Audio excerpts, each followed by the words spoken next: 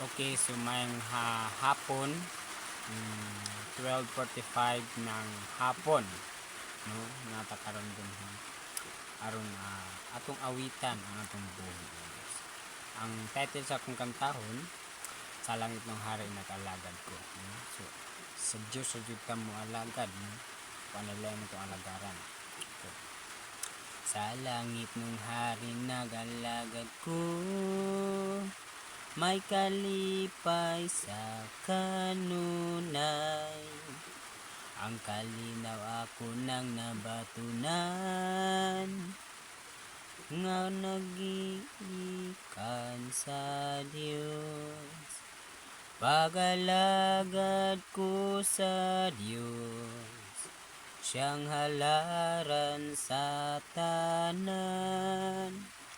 May kalipay o kalinaw, pagalagad ko sa Diyos. Sa langit ng hari nagalagad ko,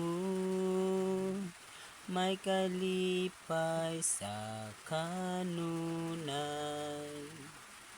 Mag-aawit ko bisan sa kalisod, siya gialagaran ko.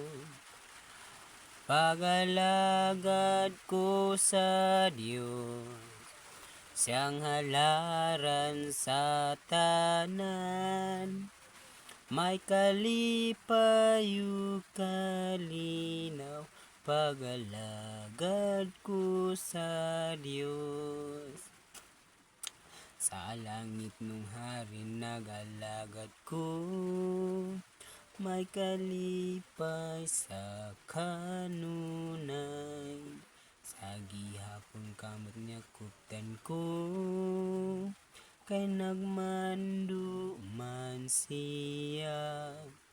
Pagalagad ko sa Diyos, siyang halaran sa tanan. May kalipay o kalinaw, pagalagad ko sa Diyos.